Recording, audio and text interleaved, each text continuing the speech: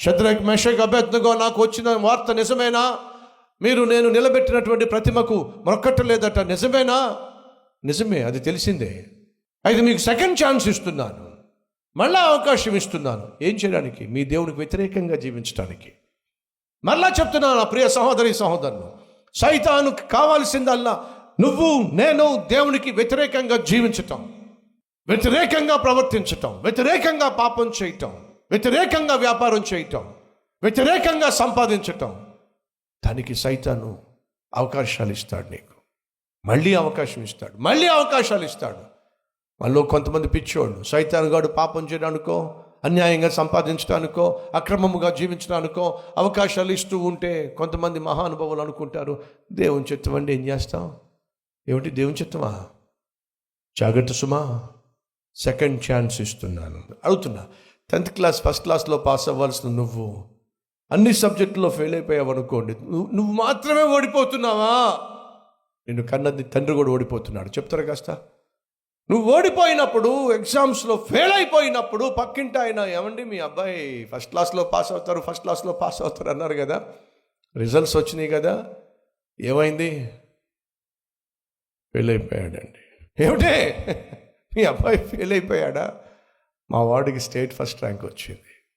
నీ తండ్రి విశ్వాసి, అతడు అవిశ్వాసి.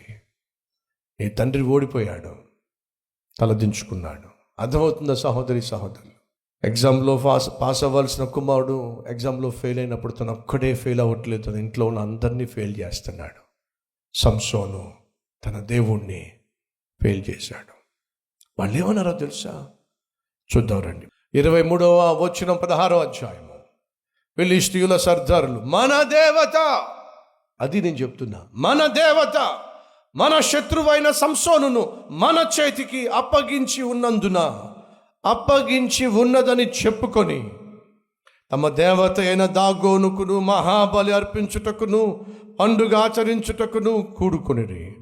జనులు సంసోనును చూచినప్పుడు, మన దేశమును పాడు చేసిన వాడును మనలో అనేకులను చంపిన వాడునైన మన శత్రువుని మన దేవత మన చేతికి అప్పగించి ఉన్నదని చెప్పుకొనుచు తమ దేవతను స్తుతించరు.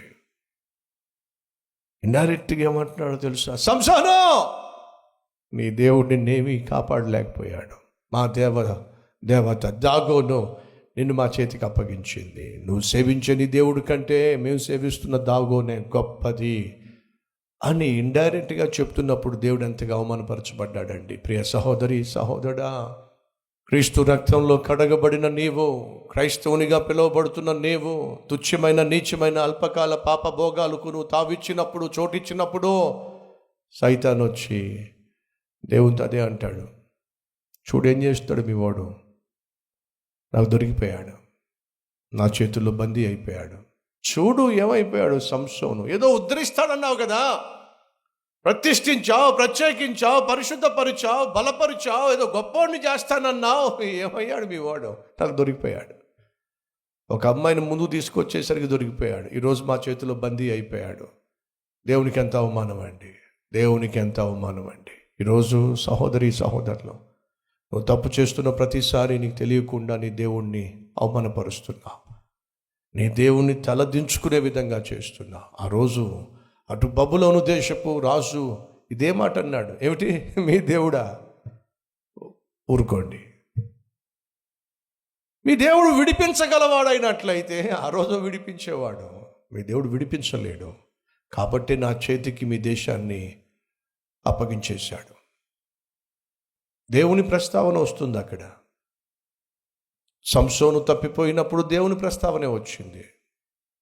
నువ్వు నేను తప్పిపోయిన ప్రతిసారి మన దేవుని ప్రస్తావన వస్తుంది.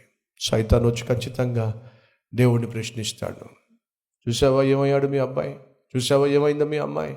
నువ్వు ఎన్నో కలలు కన్నావు, ప్రాణంగా ప్రేమించావు, నీ ప్రాణాన్నే శిలువ మీద అప్పగించావు. ఇలాంటి పాపిస్తోడి కోసమా? ఇలాంటి పాపిస్తాని కోసమా?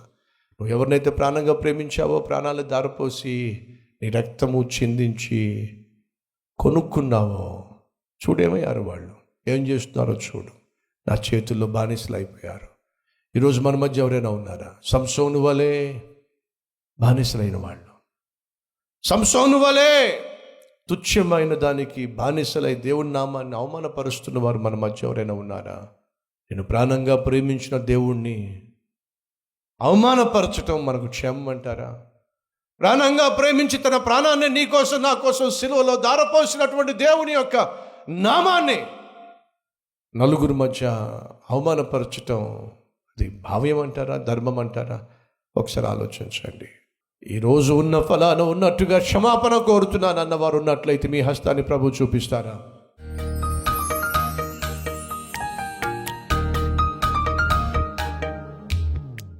మహాపరిశుద్ధుడు అయిన ప్రేమ కలిగిన తండ్రి, సూటిగా బహుస్పష్టంగా హెచ్చరిక చేశావు. ఆనాడు యెషయా అనే ప్రవక్తను వాడుకొని హెచ్చరిక చేశావు. ఇర్మియా ప్రవక్తను వాడుకొని హెచ్చరిక చేశావు. ఈరోజు ఈ దీన సేవకుణ్ణి వాడుకొని హెచ్చరిక చేస్తున్నావు. ఆత్మ చెబుతున్న మాటలు చెవులు గలవాడు విని తన జీవితాన్ని దిద్దుకొనును గాక. పశ్చాత్తాపపడి తన పాపము నుండి వేరై పరిశుద్ధముగా జీవించును గాక. నాయనా, నీవు శిక్ష విధిస్తే తట్టుకోగలిగిన శక్తి మాకెక్కడుంది నాయన? కాబట్టి అడుగుతున్నా నాయనా, శిక్షించక క్షమించయ్యా. ఇక నుంచైనా నీ బిడ్డలుగా జీవించే భాగ్యము దయచేయమని యేసయ్య పేరట వేడుకుంటున్నాం తండ్రి. ఆమేన్.